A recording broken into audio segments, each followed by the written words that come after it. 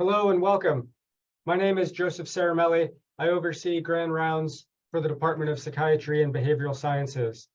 Thank you for joining today's Grand Rounds presentation. I want to highlight a few points before I introduce today's speaker. One, throughout the presentation, please write any comments or questions into the chat or the Q&A. I'll keep track of these and can go through these at the end with today's presenter. I'll acknowledge the core team of our Grand Rounds core team, which includes Semhar Abraha, who works on Grand Rounds coordination and communications, and Mike Walker on technology. We do record and then archive all of the Grand Rounds presentations on our department website, and they could be viewed anytime. For this 2022-2023 series, I'll acknowledge two sources of funding, the Ripley Fund and the Garvey Institute for Brain Health Solutions. At the end of the presentation today, towards the end, I'll put a link in the chat for a Grand Rounds presenter evaluation. It's quite brief, it's 4 questions. Please complete that. That's helpful for me in communicating with presenters and in planning the Grand Rounds series overall. Now on to today's presentation. Today's presenter is Dr. Jonathan Cantor. Dr. Cantor is a clinical psychologist at the University of Washington and director of the Center for the Science of Social Connection. Some background. Dr. Cantor completed a doctorate degree in clinical psychology at UW, followed by fellowship training, internship and fellowship at the VA Puget Sound. Dr. Cantor has conducted research on behavior therapy, including leading a study on community-based behavioral activation for depression in Latino adults. And this study is one example of, I think, a larger body of work Dr. Cantor has done related to eliminating race-based mental health disparities. And more recently, Dr. Cantor joined UW Medicine and became a core leadership team member at the Office of Healthcare Equity. And this year, Dr. Cantor took on a joint appointment within UW by joining the Department of Psychiatry and Behavioral Sciences, in addition to Dr. Cantor's prior appointment in the Department of Psychology. Now today, Dr. Cantor will present research and experience working on microaggressions. I'll leave it at that and turn it over to Dr. Cantor. Good morning or noon, everybody, and thank you for joining us today, and thank you, Joe, for the introduction. Thank you to Jürgen, who's not here, for the invitation, and to everyone who helped set this up. It's nice to introduce myself to all of you this way. I do hope to join in various psychiatry efforts as we figure out exactly what my role will be with this joint appointment. And so I'm glad to be giving this talk. Let me share my screen. Okay, so this Grand Rounds, I think, is going to be a little different than the typical Grand Rounds. I'm not actually going to emphasize my own research too much. I am going to touch on my own research, but as you'll hear as I talk about this, I think one of the issues with microaggressions is that the work hasn't been tied to the existing literature, to the existing science as much as necessary. So I'm more going to be focusing on tying microaggressions to a whole bunch of research, not necessarily highlighting my own in this talk, even though I will talk about some of my work. I'd like to start with a land acknowledgement. I would like to acknowledge the Coast Salish peoples of this land, the land which touches the shared waters of all tribes and bands within the Duwamish, Suquamish, Tulalip, and Muckleshoot nations. There's quite a bit of discussion and debate about these land acknowledgements right now, and I do want to recognize that it's important. There's some discussion among UW Medicine and UW more broadly about if these land acknowledgements should only recognize the federally recognized tribes, which would actually leave out the Duwamish at the moment. I'm including the Duwamish in this acknowledgement. And as I start talking about microaggressions, I also want to acknowledge that our Indigenous communities have often been left out of these conversations as well, and we need to do better. We need to do better recognizing what they're going through on a daily basis, as well as all of the other oppressed groups in our society. And we need to do better acknowledging not just the land, but all of the contributions that our Indigenous communities have made to protecting our lands over the years that often also don't go unacknowledged. Okay. Here's what I'm going to do for the next 45 or so minutes today. I'm going to spend most of my time with this agenda here, actually on number 4. I'm going to get through 1, 2, and 3 relatively quickly, spend most of my time talking to you all about number 4, and then hopefully if I don't talk too much, I'll have a few minutes left to give you a sense for number 5, and then we'll have some questions at the end. So history first. Okay. This is a picture of Chester Middlebrook Pierce. I suspect some of you know him or knew him. And he was a Harvard psychiatrist, went to Harvard undergrad, went to Harvard Medical School, and then did his psychiatry residency in Harvard. And in around 1970, he started writing about microaggressions. He coined the term back in 1970 or so, largely describing his own experiences as a Black man in largely white dominated spaces. This is one of his quotes on microaggressions at the time. He referred to them as the most grievous of offensive mechanisms, subtle, stunning, often automatic, and nonverbal exchanges, which are put downs of Blacks by offenders. And just as a side note, I'm not going to get into the weeds here, but he describes them as offensive mechanisms, which is an interesting term, especially in psychiatry. He was not trained as a psychoanalyst, but he was very familiar with and did use the term defense mechanisms. And many of us know in this field what a defense mechanism is. And he suggested microaggressions were offense mechanisms for white people. We could unpack that later if you have questions, but for now I'm just going to move on. One of the other things Chester Pierce said and predicted actually was that as he introduced this term microaggressions, he predicted a near inevitable perceptual clash between Blacks and whites in regard to how a matter is described. Well, after Chester Pierce did his writings, a surprising thing happened. Nothing, much like what has happened with most of my research. The field largely ignored his writings, and the perceptual clash largely didn't occur for several decades, until about 2007, when many of you know who are studying microaggressions, Daryl Wing Su wrote a big article in The American Psychologist about microaggressions, and his colleagues. And it was at that point in 2007 when things really exploded. The field decided to really discuss microaggressions in 2007. The term and the ideas were really quickly uptaken into workshops, trainings, and the public discourse. A few examples. By 2015, so about 8 years later, microaggressions was recognized as the word of the year by the Global Language Monitor, which makes these decisions based on global use of the word and impact on social media and so forth. You can see the name of the year in that same year was Donald Trump. Microaggressions were quickly discussed in lots of circles, particularly liberal circles like NPR. And I just note, we'll get back to this a bit later. The theme was microaggressions are bad, and that's true. So we have to be careful what we say. We have to not do these bad things. Microaggressions were talked about in social media. This is a book by the comedian Phoebe Robinson talking about one of the seminal microaggressions, people coming up to her and asking if they can touch her hair. I'll use this as an example throughout today's talk.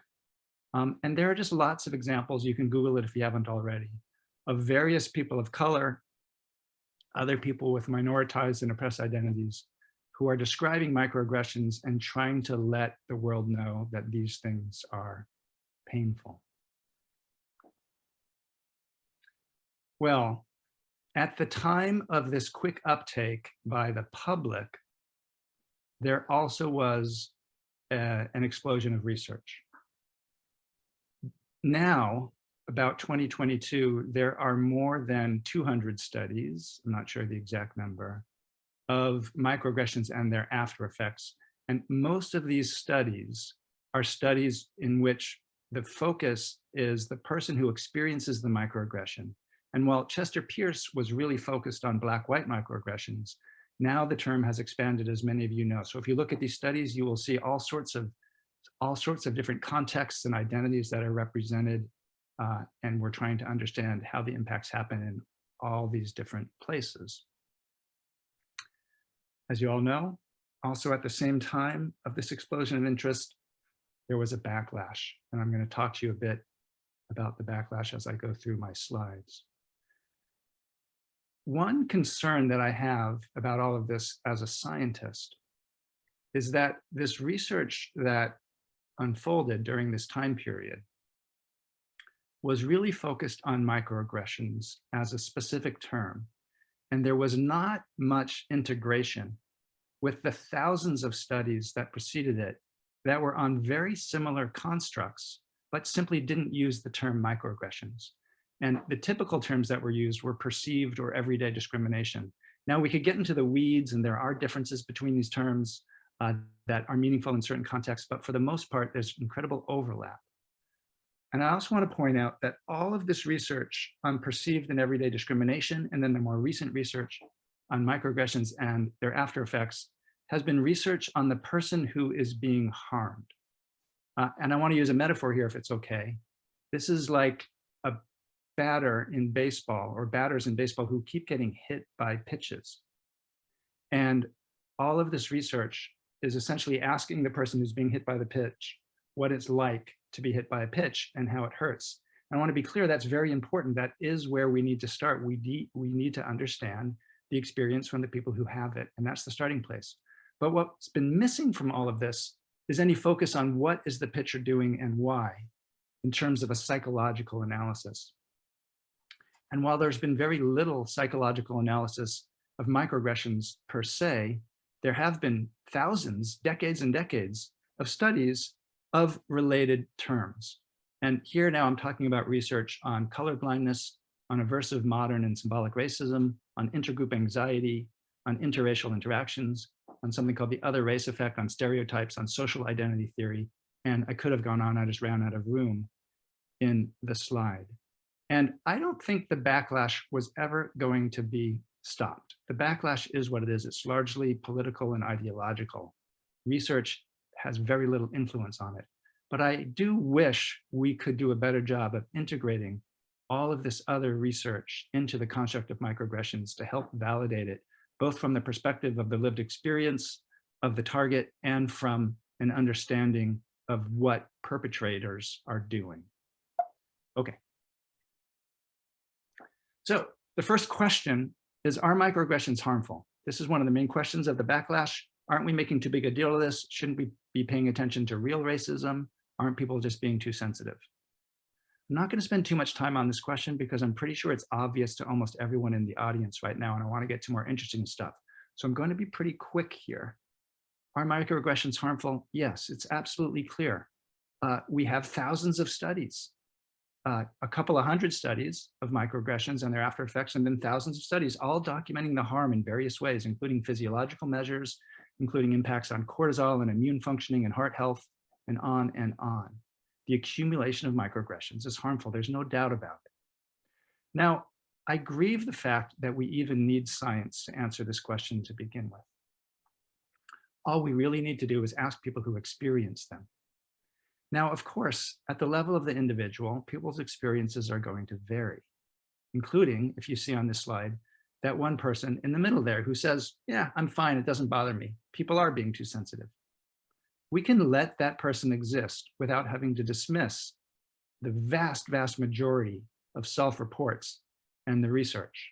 And again, I don't want to make too big a deal of this because I want to get to more interesting stuff, but there is one meta-analysis that came out a couple of years ago, specifically of the microaggression research. At the time, there were just 72 studies. And that meta-analysis suggests that on average, individuals vary, but on average, people who experience microaggressions experience increased depression and anxiety afterwards, increased health risk behaviors, including smoking, alcohol use, etc., decreased self-esteem, decreased well-being, and increased stress. I think it's clear when you look at all the data that microaggressions should be looked at as a legitimate public health hazard just like these other public health hazards listed on the screen, in which on a case-by-case basis, a single dose of a toxin may or may not have an impact, but the accumulation of doses of the toxin definitely does.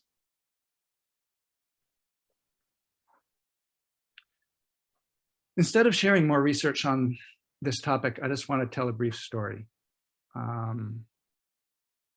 think there are these nagging doubts about microaggressions, even in liberal circles, that, you know, especially in today's climate and culture, aren't sometimes people going too far?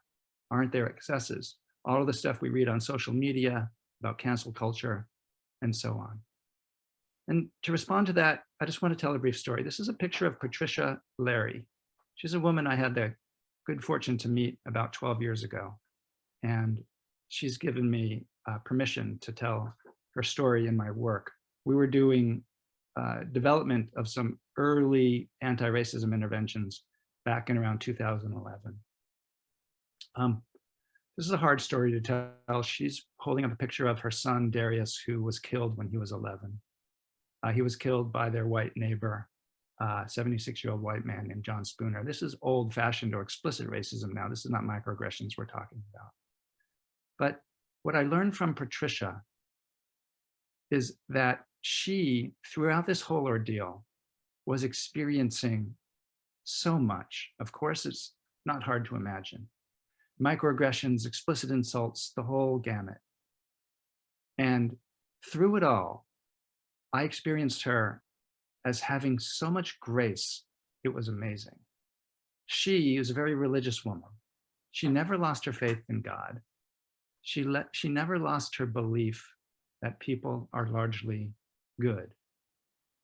And she is the last person in the world to show up at a diversity training and start complaining about microaggressions. In fact, I don't think she even knew what microaggressions were when all this was happening to her. So I hope it's not too manipulative for me to tell the sad story of Patricia and her son, and we know it's all too common in our society. But I do think it's important to remind everybody as we talk about microaggressions that we're talking about real people just living their lives out there in the world. We're not talking about all of the social media debate. We're talking about people who are affected by this on an everyday basis, who probably still don't even know what the term is. Okay.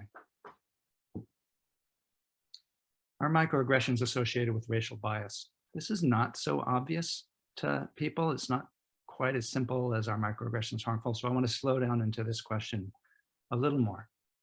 And let me start by saying, this is where I will talk a little bit more about my research in particular.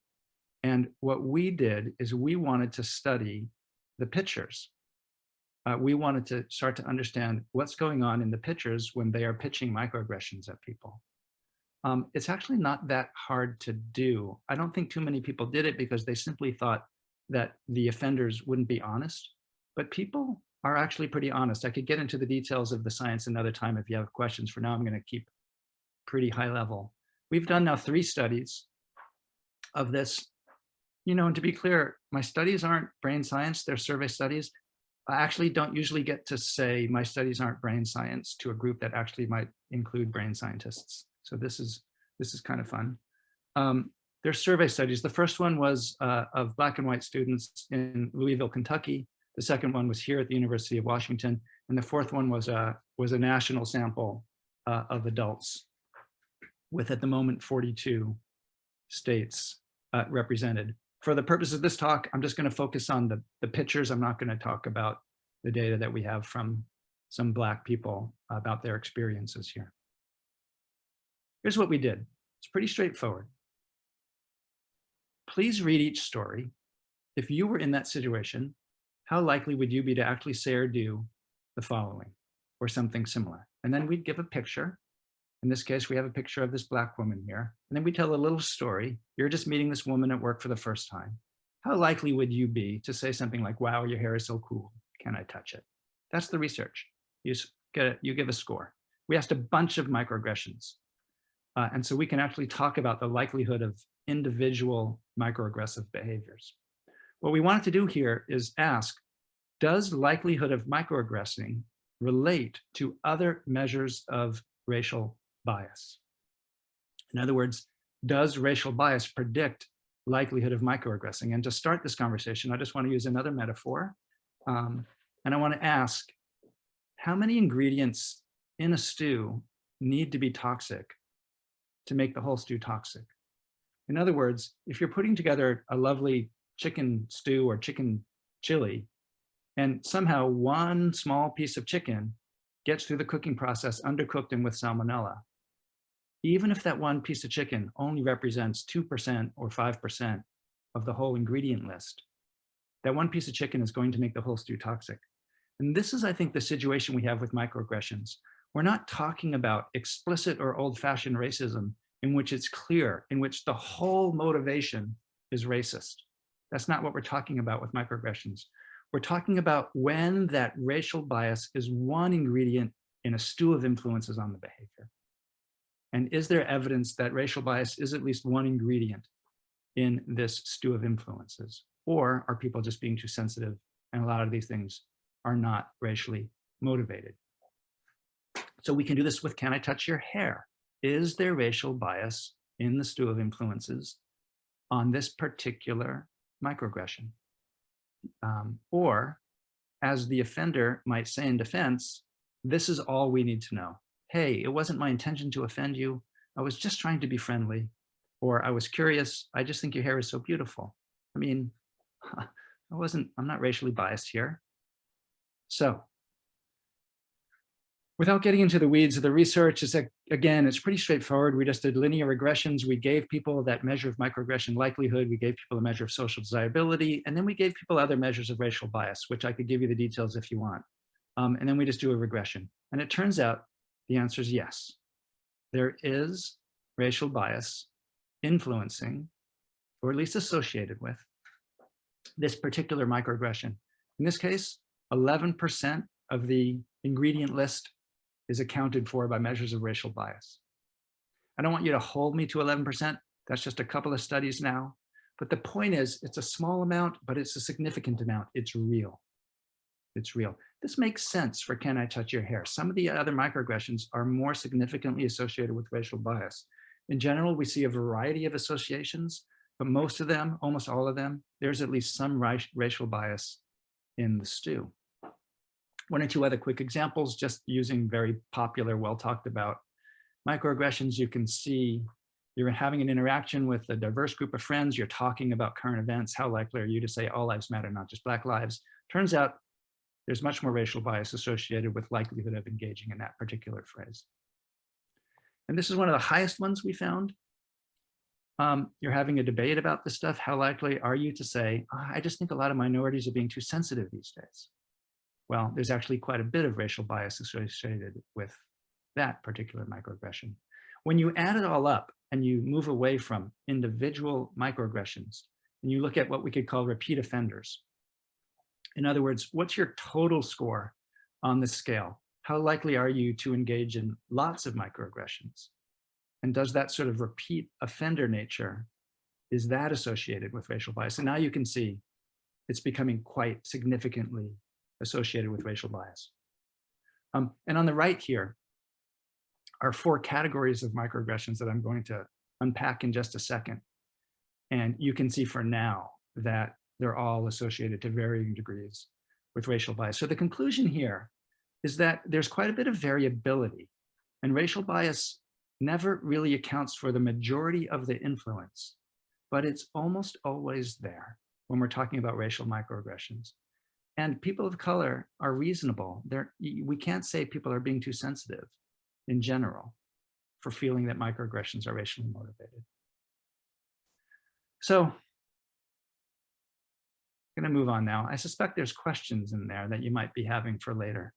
But for now, I want to move on, get to the heart of the talk, which is understanding microaggressions in context. So if you've taken a training or gone to a previous workshop or lecture on microaggressions, you might have seen a list that looks something like this. I know this slide is hard. You don't need to know the details of it. The point here is that when we spend a lot of time talking to people about their experiences of microaggressions and ask them to categorize their experience, in other words, this is the perspective now of the person getting hit by the pitch. We have all these different themes and categories that they experience. But when we shift to the other end of the dynamic, to the pitcher, what does that look like for the pitcher? Well, we can quantify this as well. We can do a factor analysis of all this with respect to the likelihood of microaggressing among the offenders.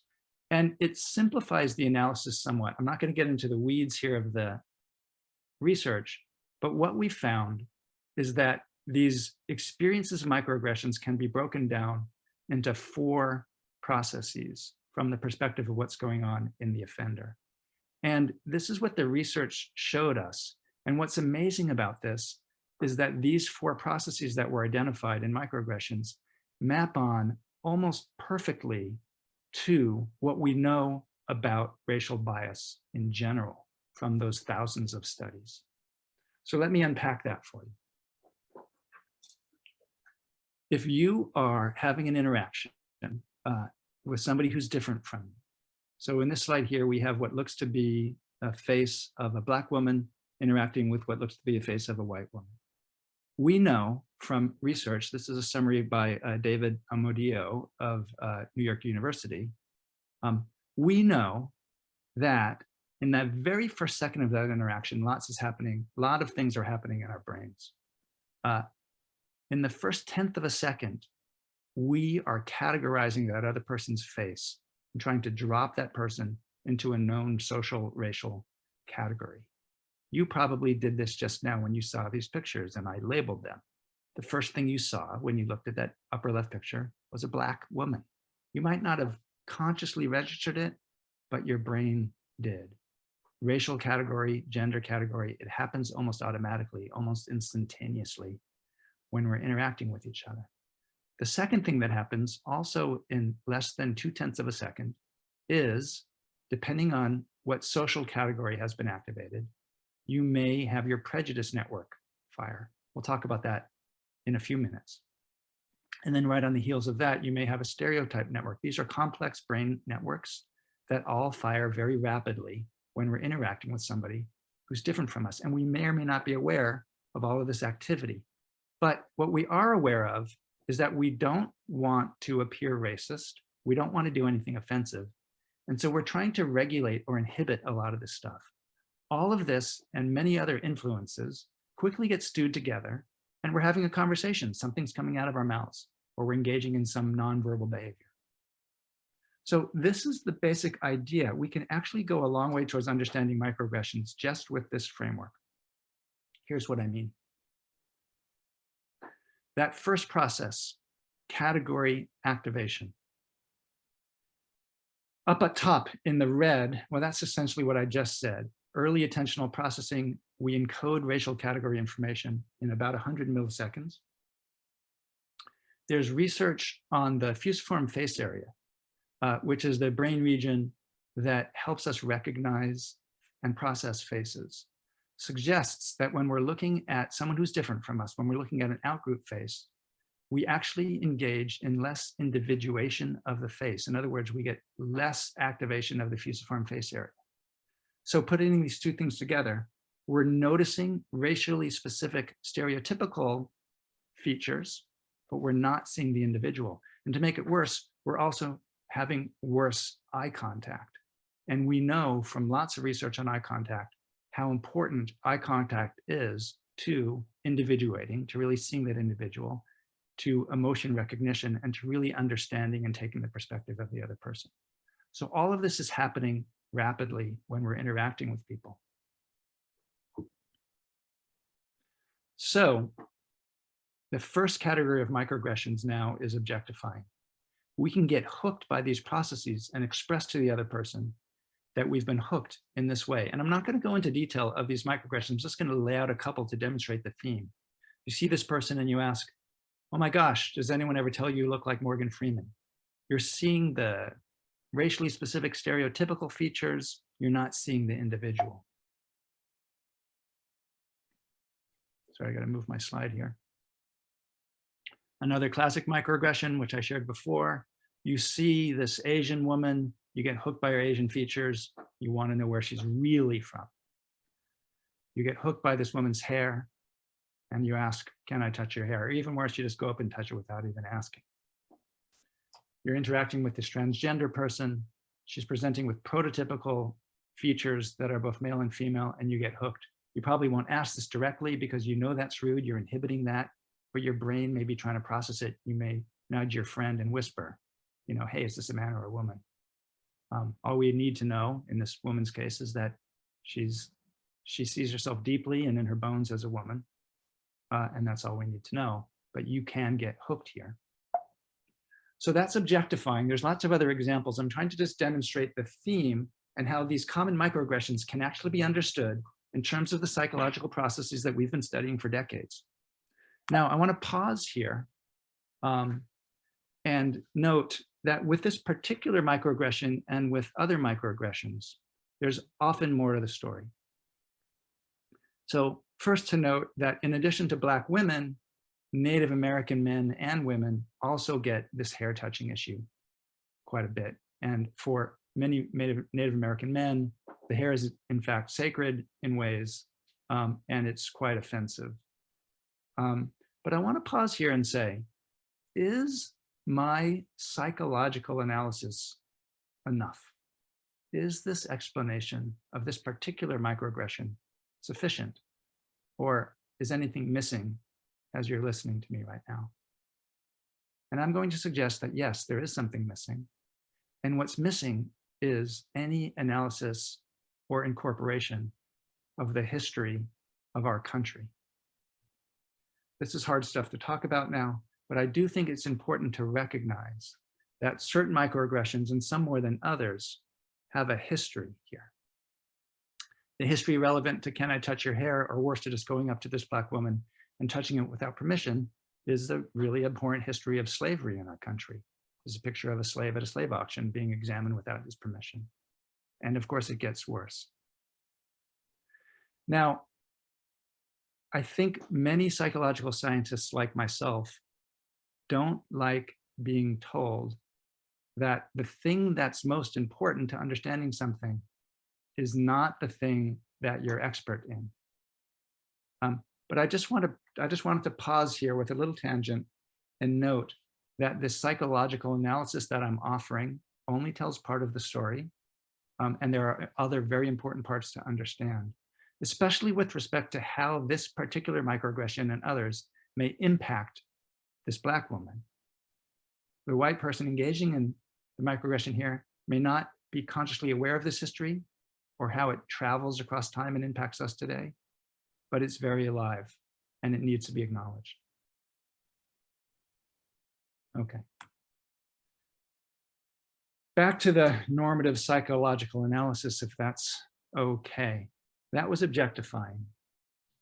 The next microaggression category is associated with the firing of this prejudice network. And there's a lot of research behind this too. For now, I'll just point out that we're talking essentially about threat activation. The prejudice network is complicated. The amygdala is probably the best known brain nugget in this network, but it's more than that. And what we know from several studies now is that when we are interacting with someone who's different from us, we simply have greater amygdala activity, greater threat activation. Now, the degree to which that happens for you will vary. It will depend on who you are, your development, your history, all sorts of individual differences here. But in general, we know that this happens. And we can quickly understand a second category of microaggressions, really in terms of this threat activation. There's a history here too, right?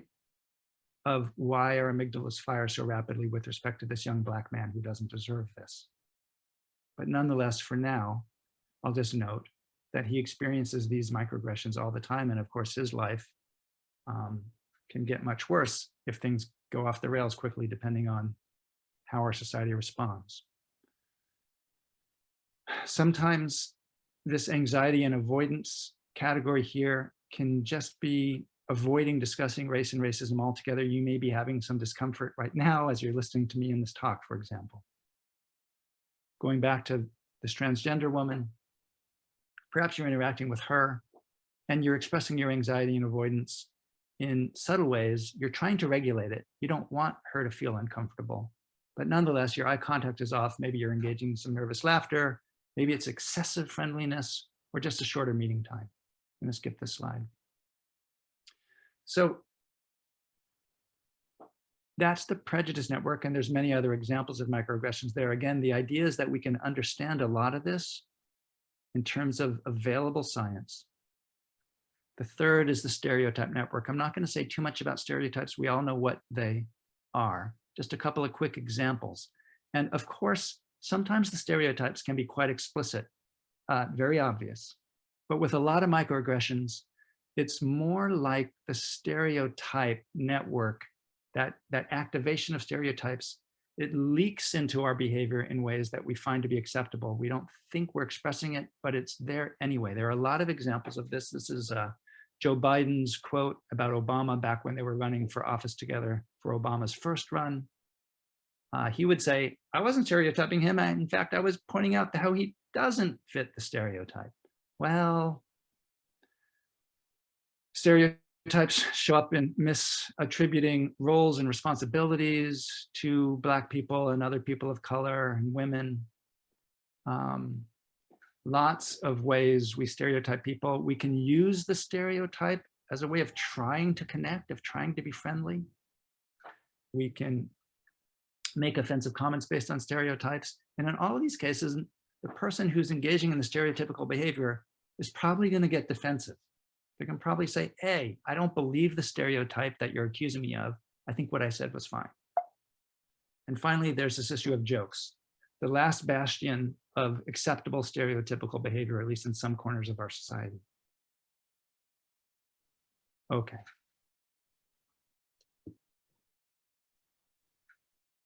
Finally, the fourth process that I mentioned is now higher order brain processes. The executive functioning is starting to get involved here more directly. And we're trying to regulate all this and maybe even inhibit some of it. Nobody wants to be, well, almost nobody wants to be accused of or experienced as racist. So all this stuff is activating.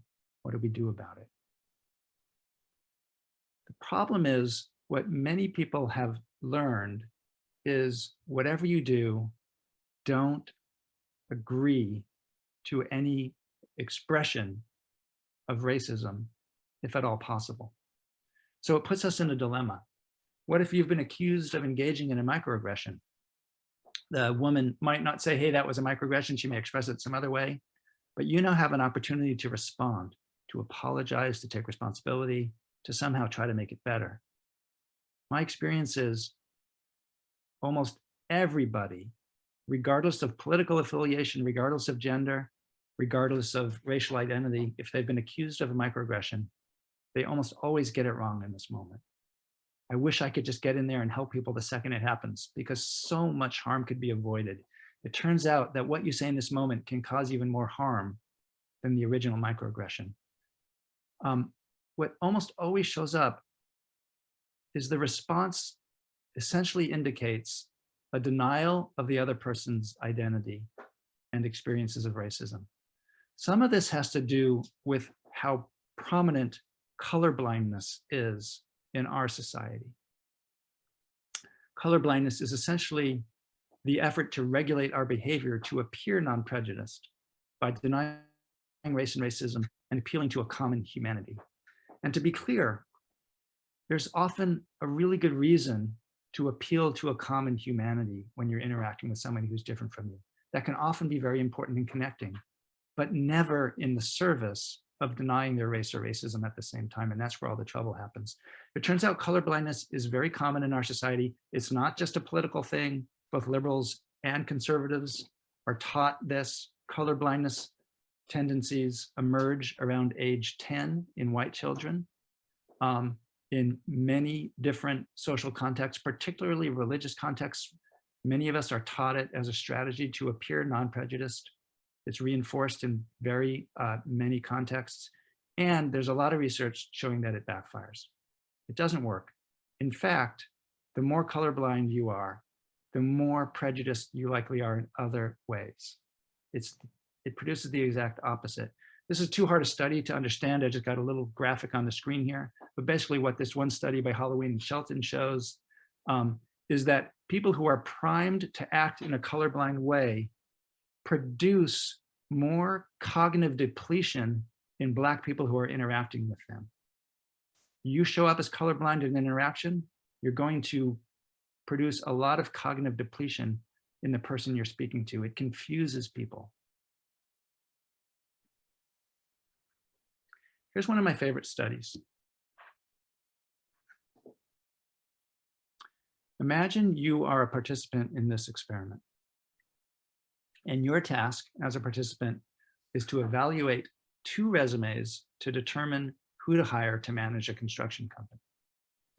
So this is a task, right, that will pull for gender bias. There are stereotypes that men are going to be better at this job than women. So here are the 2 resumes that you are asked to evaluate. You have to pick one. Resume 1 is a man.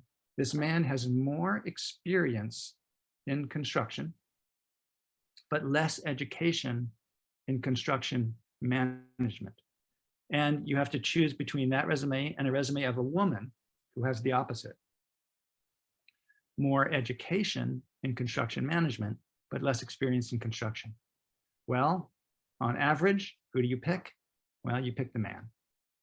But the key to this experiment is not who you pick, but when you're asked, why did you pick the man? What do you say? Well, what people don't say is, I picked the man because I have gender bias and I think men are better at this. They're not going to say that. We're going to work very hard to not say that. And in fact, they don't even believe that. They actually say what they believe, which is given the available information, they believe that, well, I picked the man because I think experience is more important. And that's often where real life ends. It's just a simple choice. You make a choice, you justify that choice. And even if I may disagree with your choice, the justification is reasonable. There's not much I can do about it. But that's not where the experiment ended, right? I think you know where I'm going now. Because you weren't the only participant in the experiment. They did multiple participants with different resumes. Participant B has the exact opposite situation. A woman with more experience and less education, and a man with more education and less experience. Who does participant B pick? Well, participant B picks the men more often too, right? But when asked why, participant B says, well, I just think education is more important.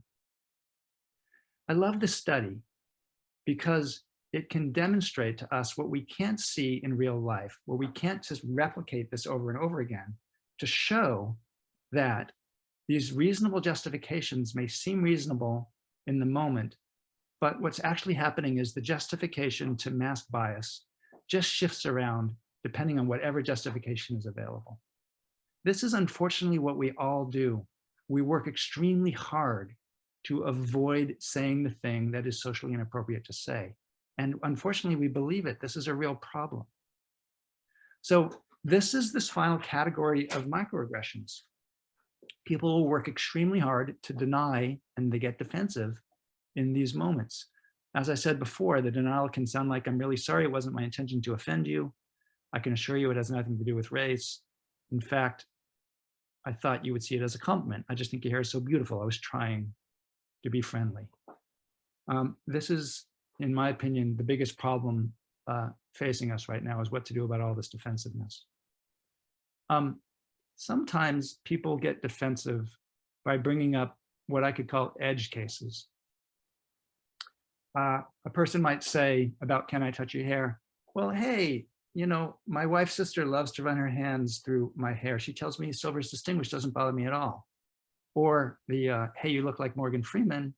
Somebody might say, hey, people tell me I look like Kenny Rogers. I don't mind. Hey, I don't look like Kenny Rogers, but somebody might say that. I don't mind.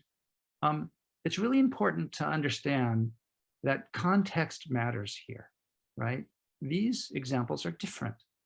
I'll summarize the differences as follows.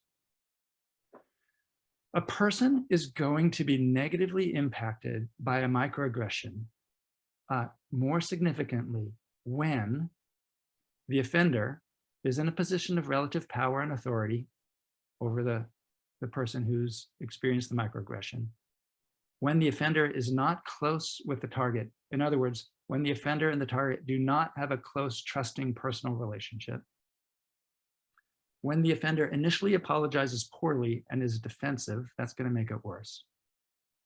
And when it's a repeat offender in various ways, when this person has been offensive in other ways previously.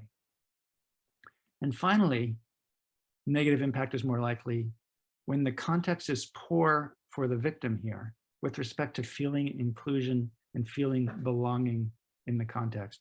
When that's already poor, this person is more vulnerable to this and it's going to hurt more. Which is why ultimately what all this is about is decreasing microaggressions and improving our climates for people. Okay, so I'm going to end with just a couple of thoughts on a new definition of microaggressions, and then I'll take questions for a few minutes. This is more of an exploration. I'm not throwing this out there as something that's ready for publication or to go live with, but I think it's important to slow down and talk about how are we defining microaggressions, because that idea of what's a microaggression, it's actually causing a lot of the confusion as well. I'm going to suggest a new definition, is potentially harmful behaviors that, directly or indirectly, with or without intent to insult or offend, may be reasonably interpreted. Now, each one of those phrases I could unpack for you may be reasonably interpreted as producing experiences of objectifying, exclusion, and othering. That's that first category that I mentioned. Expressing outgroup anxiety and prejudice, that's that second category. Expressing outgroup stereotypes, or denying a historically marginalized individual's outgroup identity or experiences of racism and oppression. My point here is not to throw this definition on people as the end all be all, but to suggest that if we look at all of the science, all of the literature, integrate that closely and carefully and thoughtfully and sensitively with the lived experiences of people who are experiencing microaggressions on a daily basis, we can come up with a more objective definition of microaggressions that doesn't actually require the offender to have been impacted, and it doesn't actually require the, excuse me, I said that wrong. It doesn't actually require the victim to claim that they've been impacted, and it doesn't actually require the offender to claim they intended it. It's just based on the presence of psychological processes. When those psychological processes are present, we can call it a microaggression, and then we can leave this discussion of impact and intention to what to do about it. Now, some people may be pushing back on me on this. Here's why we can't rely on impact to define this. The reason we can't rely on impact to define this is because sometimes the person is not going to admit to the impact. And we don't really want to burden people of color and others who experience microaggressions for having to always be the ones to tell us whether something was a microaggression or not. Impact is very important, of course, in figuring out what to do and how to create healing. But impact can't be definitional. Let me put it this way. Drunk driving. Drunk driving can be identified if you have a blood alcohol level of 0.08 or higher. You don't have to hit somebody to be pulled over for drunk driving. In fact, we want to prevent you from hitting people by pulling you over before you've hit somebody. Okay, finally, what next? I have 2 minutes left to go through this. I'll go through this quickly. What next? For the research and for UW Medicine. Let me say, there's a lot of research that needs to be done. My own research, I want to create a much larger nationally representative sample, bigger, so we can really explore mediators and moderators and really be more definitive about what I'm sharing with you today. Here at UW Medicine, the Office of Healthcare Equity, we are going to be rolling out a climate survey across the whole system early next year. It's going to help us identify how people are experiencing this. There is the bias reporting tool available to everybody. If you have experienced a microaggression, you can report it to the bias reporting tool. And we're also working on, and I'm very excited about this, what we're calling the UW Medicine anti-racism policy. It's all very formative right now. Nothing has been approved. But it's a really important project in my opinion. I can talk more about that if you have interest some other time. Research to support the targets of microaggressions, those who experience them, is needed. We need to do better with helping people cope with discrimination and healing racial trauma. Of course, what we want is a world in which this isn't necessary. But for now it is, and we need to do better. The Office of Healthcare Equity actually is right now running an emotional well-being project to learn and to try to intervene and to do better. And we actually need help with one-on-one coaching for people who have experienced microaggressions. If this is something you're interested in, we need more people who can really support the victims here. Bystander intervention is a big topic, both in terms of research and here at UW Medicine. And finally, the work that I most want to do is research to produce evidence-based interventions to prevent microaggressions, to improve climates and improve relationships. In my opinion, this is really important work, really hard work.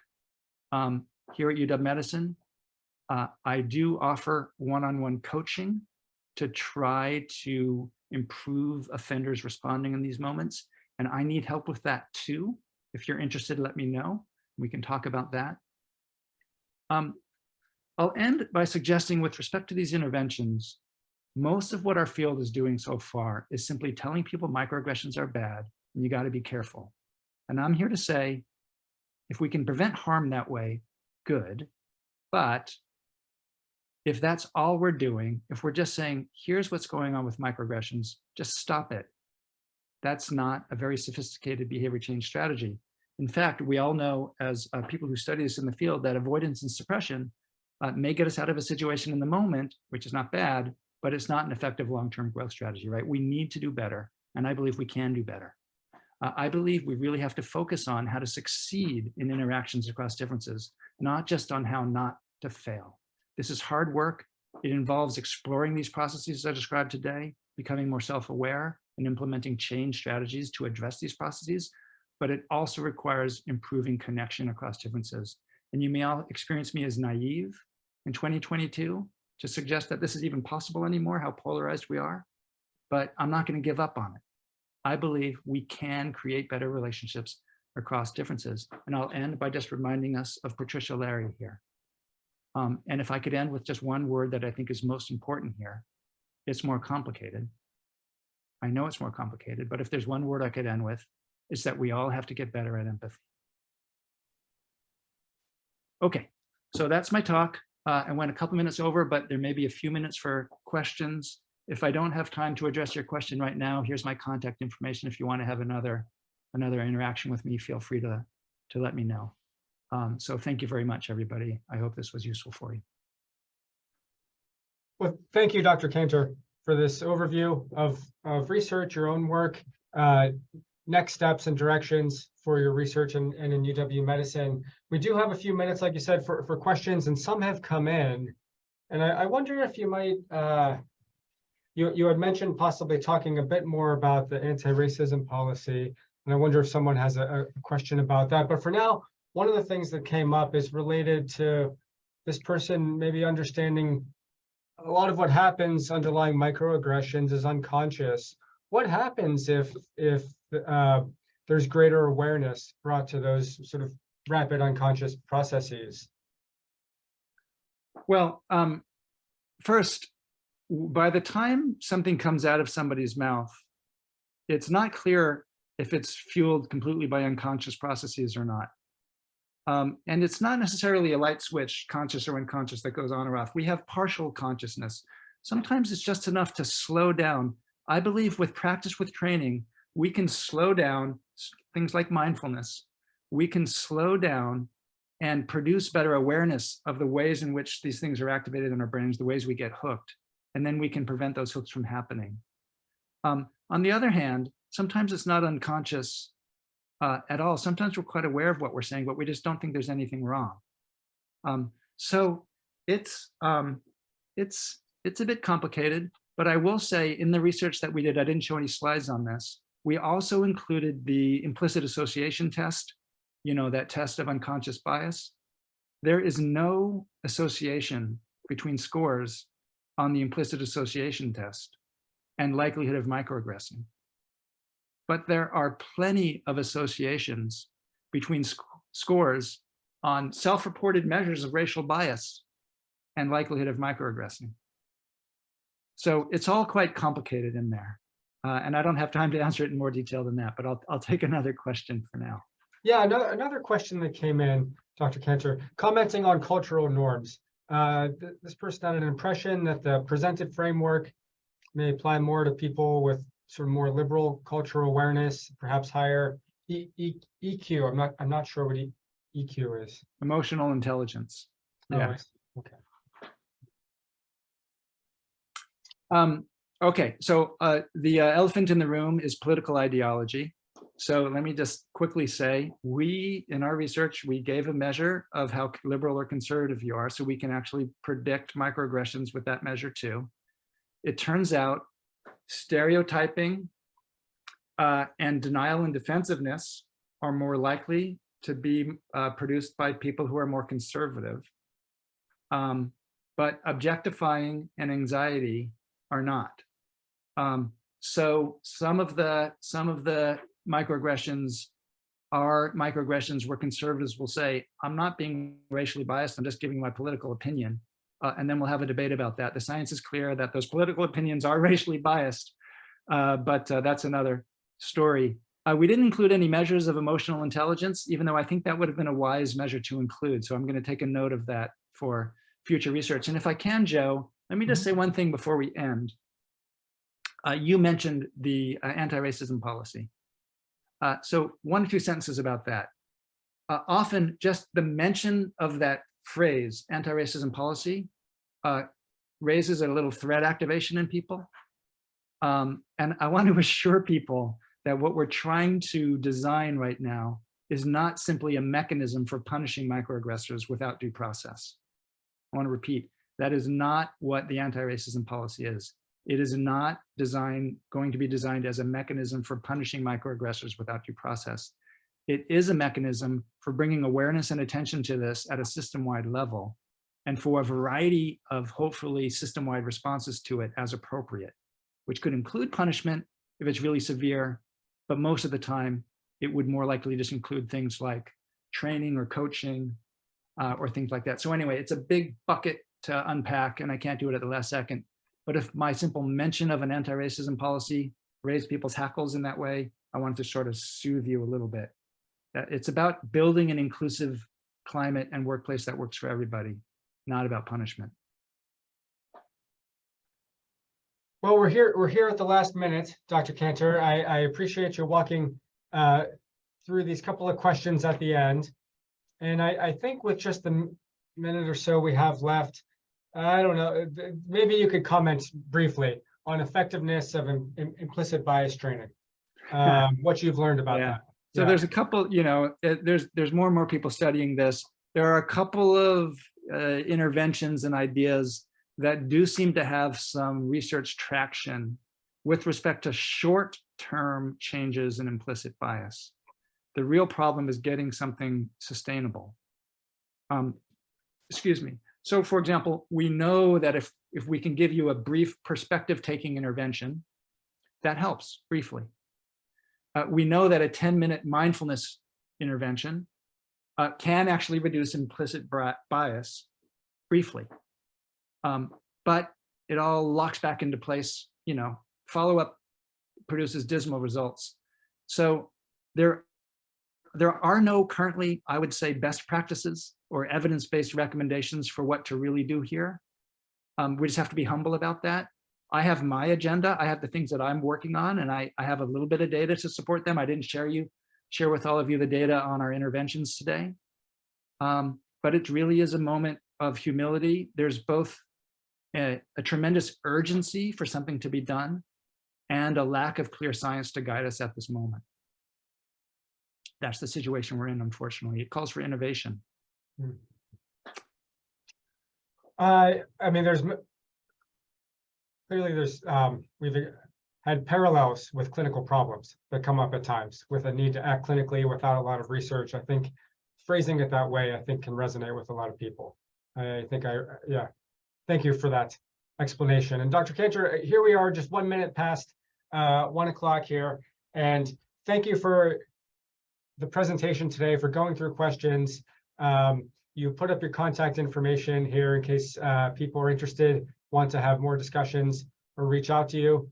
And I'll thank the participants for joining today, and we can leave it at that and end grand rounds. So thank you. Thank you, everybody. Thank you so much. And if you do want to reach out, feel free to. If 20 of you reach out at once, please be patient with me. But that probably won't happen. All right. Have a good day, everyone. Take care.